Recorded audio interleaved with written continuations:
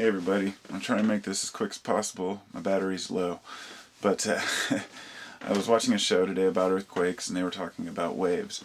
The waves, the frequency waves that push out across the land, which are a result of an earthquake.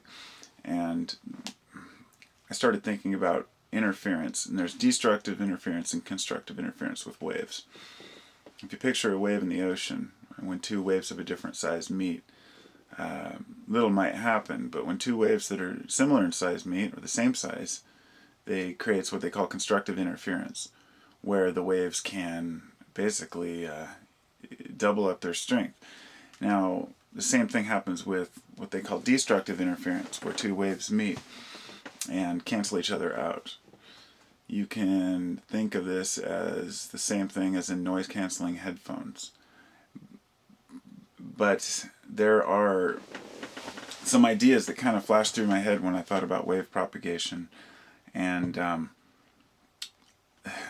it really got me into this idea that when a group of people, okay, let's get into brain waves for a minute here, because we're talking light waves can cancel each other out as well. Now, when you're looking at a bubble and the way it has that iridescence, or like a mother of pearl, something that's mother of pearl, you have that iridescence that comes from it. And what that is that's from refracting and diffracting light. And you're picking up on certain waves as you move your view around, or as it moves around within the light, where it's canceling each other out and reinforcing different light waves. Now, my thought was that these same things probably happen with brain waves. Now, they have two different thoughts on it now, that they're brain waves and that they're what they call also neural oscillations, which they're using to differentiate the two. But brain waves would be emanating from the brain, and science has finally recently had enough of a controlled environment and detailed enough instruments to be able to pick up on these brain waves. And they do emanate from the brain. They do emanate from at least the human. So, imagine one of the theories goes that humans don't actually create their own thoughts, that the light enters the brain, and the brain refracts the light into consciousness. Now, I buy into this in kind of a metaphoric sense, but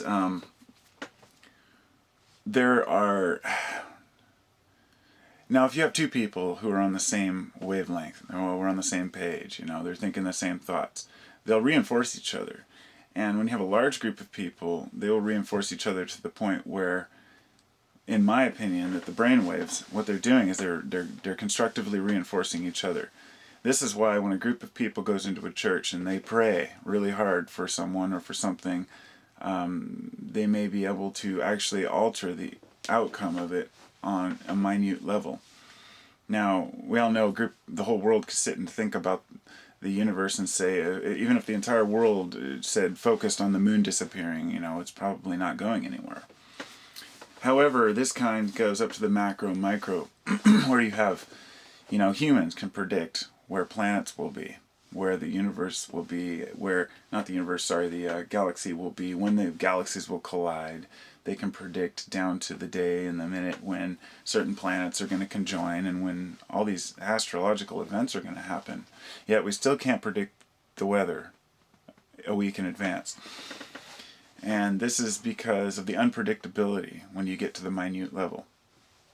And the unpredictability factor even extends beyond the weather, let's say, of the Earth, down into the subatomic realm, which is where quantum physics comes in, where we have atoms and quarks and suggestion, the double slit experiment, whether light's a wave or a particle.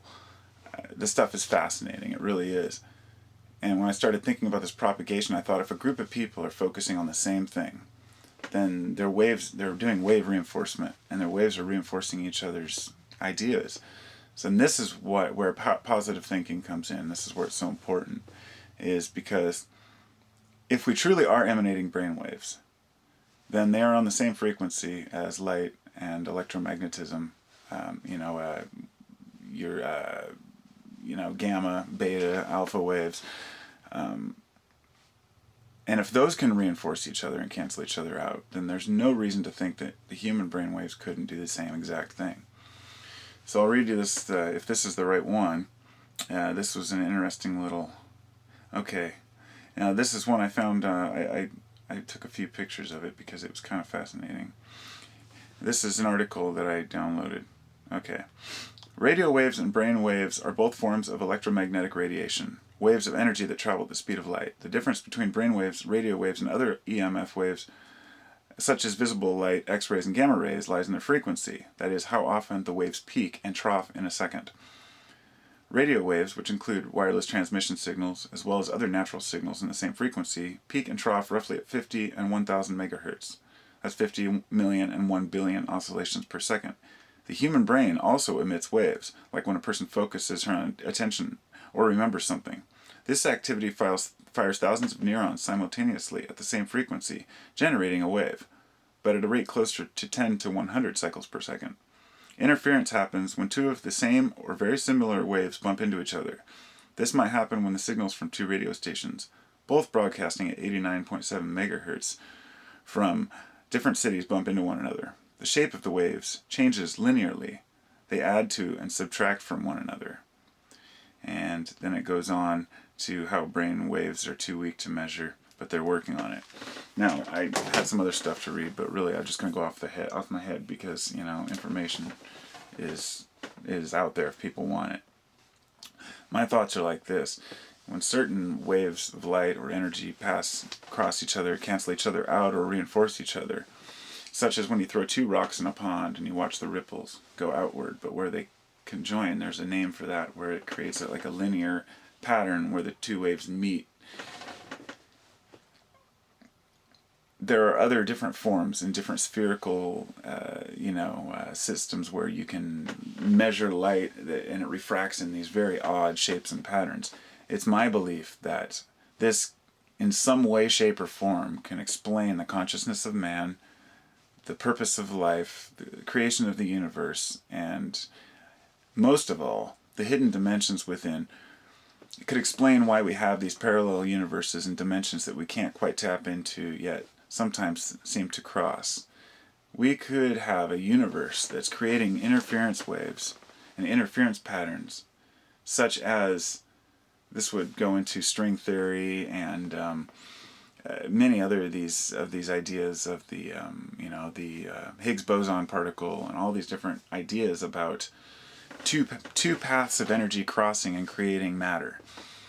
And once in a while, these separate waves of different size might either cancel each other out or reinforce each other, and allowing us to kind of tap into this other dimension. I mean, trying to put it into language is impossible, but I'm doing the best I can. In my mind, I can kind of see it. I can visualize what I'm trying to explain. But I'm sure those who are following me are still, they know what I'm saying. It's too zen. It's too much to think about. But I really think that there's something to this. I really think that this has something to do with this, the word of God, what they talk about, which was the spoken word, the vibration, the light, the frequency. All of this ties together to try to explain to us in a metaphorical sense what life really is, which is nothing more than light. Kind of strange, because I had a dream 2 nights ago, and I woke up in a cold sweat that the sun went out. I was sitting in my room, or standing in my house talking to my wife, and all of a sudden the sun just went out. And in my dream, instantly I knew what the implications were. And of course I know the sun's not going to just go out. I mean, we'd be toast, but long before we knew it was out.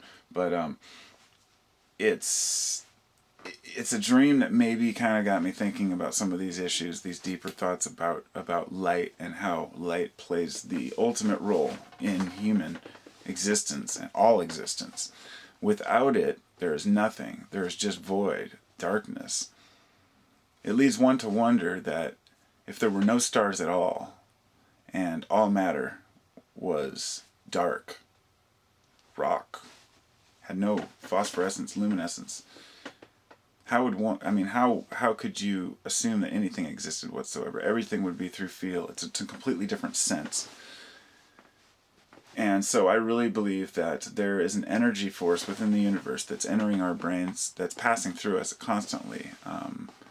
Similar to what they talk about, I think they're neutrinos, which just pass directly through the Earth, and that they set up these huge laboratories a mile underground in these old mine caverns with these huge lead walls and these giant pools with germanium atoms in it to try to see if these neutrinos would interact. And they call them WIMPs, weakly interacting mass particles, I believe. And they, it just shows the dedication science has to finding the truth. And they really want to know. And if these things are passing through us and passing through the Earth, there are many forces and different things that are passing through us at all times. And when these things pass through our aura, they're reflecting through our conscious and creating our consciousness, just like a prism through a crystal. And I hope that everyone's prism will be cast to the best of their ability, and try to reinforce those waves, propagate those waves, make those peaks match, and put your love into the world, because it's all we got, folks.